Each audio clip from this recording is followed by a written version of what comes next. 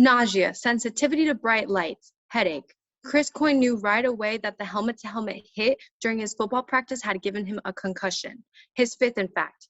So he knew just what to do. He reasoned that since only 10 days remained in the season, he would just tough it out. Mr. Coyne was supposed to continue playing football in college, but during preseason, he got his sixth concussion. His symptoms were so severe that he had to rely on an independent note-taker for 3 semesters. He was finished with football. Good morning. My name is Nicole B. Exercising in pain is a common mistake for many athletes. Players like Chris Coyne take the risk to compete despite feeling discomfort and pain. This is important to discuss because now more than ever, student athletes are using pain to motivate themselves in harmful and extreme ways, which could damage a bright future ahead. Considering this, I will be able to answer this question. To what extent is the saying, no pain, no gain, detrimental to an athlete's performance in high school team sports?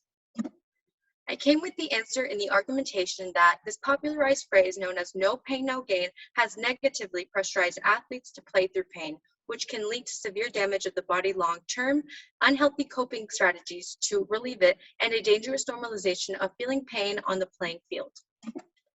Many sports injuries are preventable but continue to occur because of misconceptions about sports safety. For instance, Jan Brogan, a reporter at Boston Globe, interviews a high school athletic trainer, Levine. He says, even a mild sprain, grade 1, produces swelling in the muscle. If there were no pop or tear, athletes would be tempted to play, risking to progress a grade 2 injury, which requires 2 to 4 weeks, and from there, a grade 3 injury is estimated 3 months. Without understanding the actual consequences, the human body will continue to deteriorate to the point where it requires major surgery, in turn leading to months of physical therapy or prohibiting the athlete from returning. As you can see in the image aside, it shows different statistics, including that 1 out of 4 coaches, athletes, and parents don't do anything to prevent injuries. 54% of athletes said they have played while injured, and only 37% of high schools employ a full-time athletic trainer. This is extremely concerning to see a culture modifying sports to be above anything else, including one's well-being. Sven Schneider, a sports physician, informs how internal pre-development functions are also in danger. He states, with open growth plates, the inappropriate physical strain can lead to deformities. These risks are exceptionally high in basketball players. The sport's typical dynamics put much strain in the legs in particular, and with respect to the youth basketball players who spend many years training at high intensity, various issues have been detected, such as bone changes. Training can be very intense if carried out improperly, which exposes the athletes to pain, especially for the youth who are still developing their growth plates and going through puberty while carrying out extreme sports may fracture. However, each sport varies the severity of injuries, and not every athlete may experience similar pain like these basketball players, because different sports work distinct muscles. Nevertheless, there is still a higher chance these injuries will affect their health as they grow into adults. The opioid epidemic has increased by 600% over the last 20 years. Unfortunately, this phrase has pushed for a higher need for gains, driving athletes to lose their bodies for sports. A research study created by Dr. Palomar at NYU studied NMO use or non-medical use prescription opioids and surveyed 68,000 high school seniors. As noted in the slide, they found that 10.9% of NMO use was used 1 to 39 times, while 1.5 were frequently NMO used, which is 40 plus times, and then finally 1.2 was reported having used heroin. Non-medical use, or NMO, is defined as without one's own prescription or simply feeling the drug it causes. The majority become unintentionally addicted when introduced to these drugs after sustaining painful injuries. In the end, no pain, no gain has led to athletes to go great extents. In order to temporarily relieve during a game, athletes will turn to drugs not supervised by their parents or a health professional. Published in the National Institute on Drug Abuse, this graph shows the percent of high school seniors using in the past year. So depending on the way it's used, it may bring great benefits, but also mind-altering effects.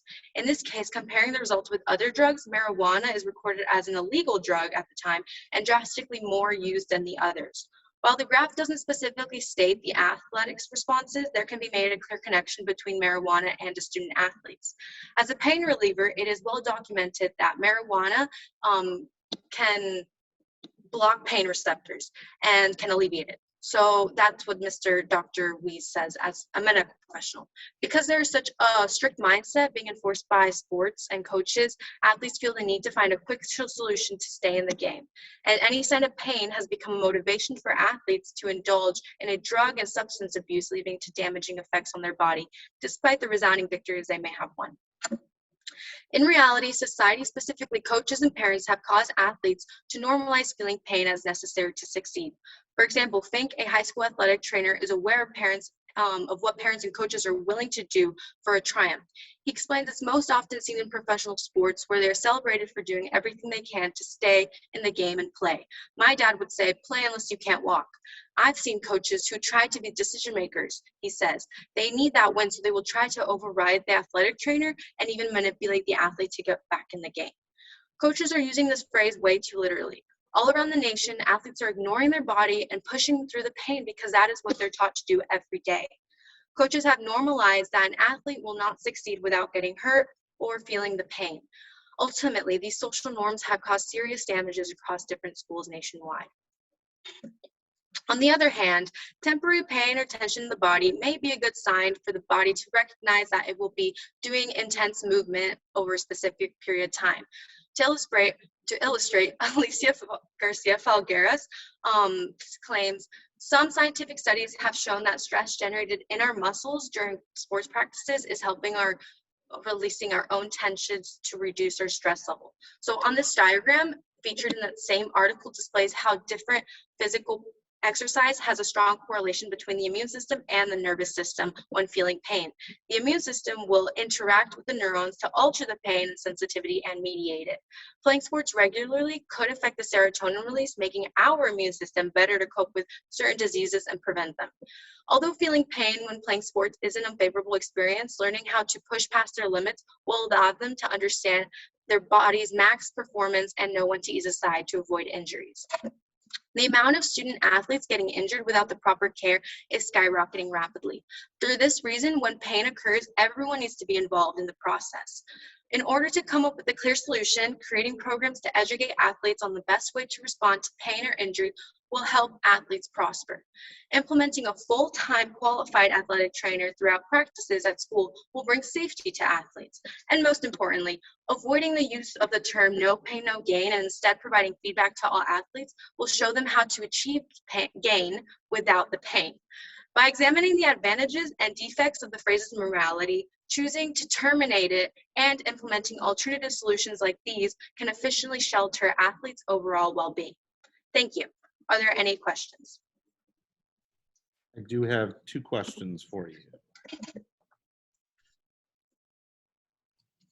All right, first up, how valid and reliable were the sources that you used, and how do you know? Okay, so the sources I used were quite reliable because I made sure to find articles that are from sport-affiliated organizations or high schools. So for example, I chose to look for several interviews based sources, so like articles from New York Times or different accredited organizations that relate to the actual like sports. And so one of them was called the National Federation of Professional Trainers, which are people who certify fitness trainers and just give overall education. And so I also found different journal entries in the US National Library of Medicine. So I know that these are credible and reliable sources because they mention several different statistics about medicines and interview with people who have authority or who have experience in that department or field, so such as athletic trainers, and the sources in themselves are written from trustworthy authors and institutions. So What advice would you have for other people that consider this topic in the future? Nice. So for me, I would say that, so look for different sources, different variety of sources, similar to like how I did. I didn't just focus on statistics. I focused on the interviews, that people, even athletes, how they experienced pain and how they were able to, go across and just push forward. I also would want them to focus on looking for data of the research that conveys results instead of just like very generalized things. So I found it for me, a bit difficult and challenging to find specific age ranges. So I decided to focus on high schoolers, but I tend, like, whenever I try to research, I tend to find things more focused on seniors rather than freshmen, sophomores, and juniors. So I recommend them to look more into that part of the age range, or if they want to look into another age range, I would also give them the advice to look into professional sports, because I was kind of curious to find like why or how professional athletes are able to mediate the pain, because they have a lot more resources and they have probably their personal trainer who will always look out for them, rather than high schoolers who don't have as much as them. So I would definitely give them that advice.